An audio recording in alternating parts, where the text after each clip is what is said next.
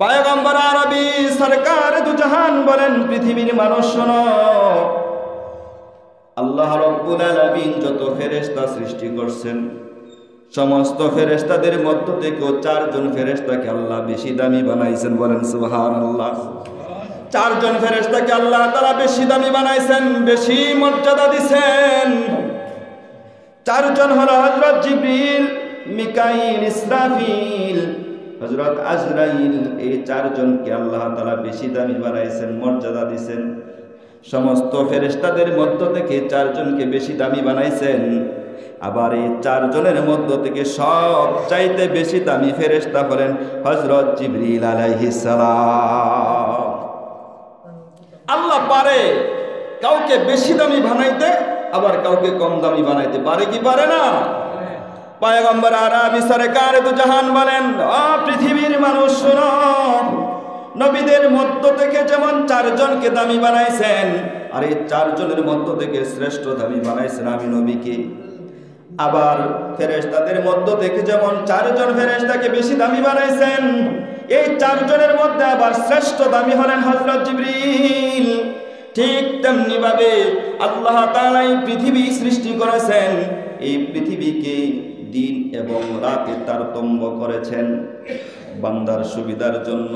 আল্লাহ দিনও দিছে, রাতও দিছে। দিছে কি দিছে না? আল্লাহ দিন দিছেন, আবার রাত দিছেন।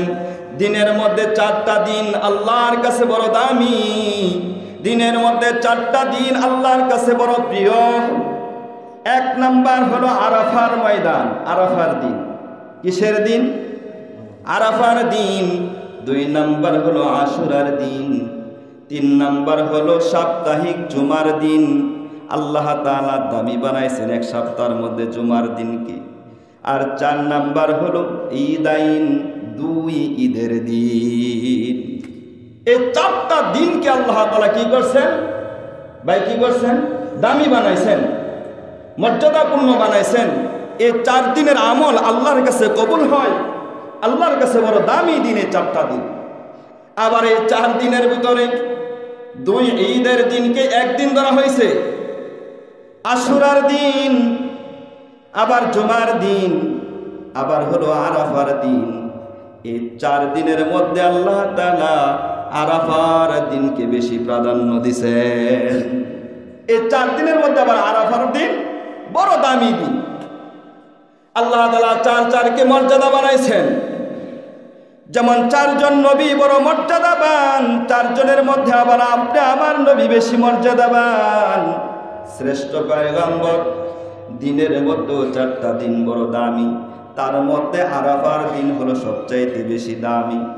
সম্মানিত হাজিরিন, আবার ফেরেশতাদের মধ্যেও 4 জন ফেরেশতা বড় দামি, তার মধ্যে আবার জিবরিল আলাইহিস সালাম তাদের থেকে বেশি দামি।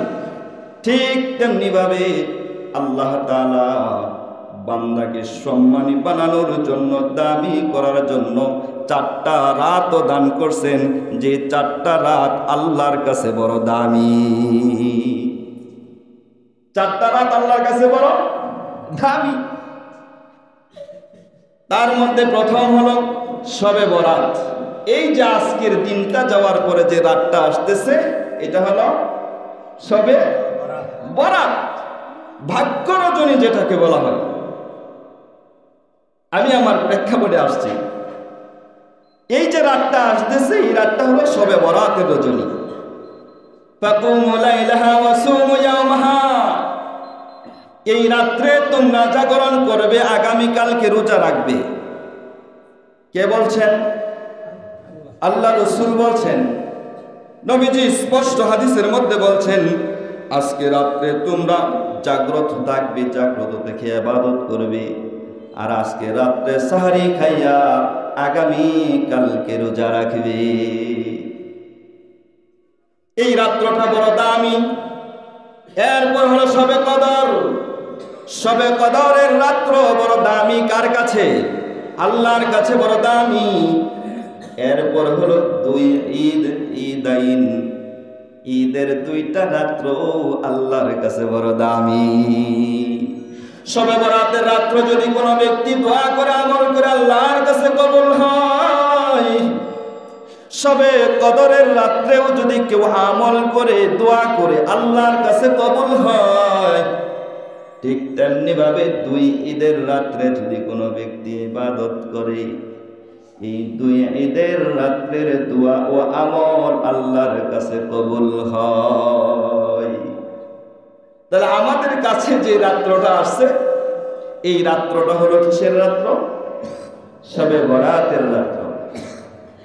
লাইলাতুন নিস, হাদিসের ভাষা, ইদা কানাত লাইলাতুন নিসফি মিন শাবান, শাবানের 15 তারিখের রজনী, এটা বড় দামি রাত্র। ইংরেজিতে দিন আসে আগে, রাত আসে পরে, আর আরবিতে রাত আসে আগে, দিন আসে পরে। তাহলে আমরা তো মুসলমান, ইংরেজি নিয়ে ব্যস্ত, আরবির হিসাবটা আমরা অনেকেই বুঝি না।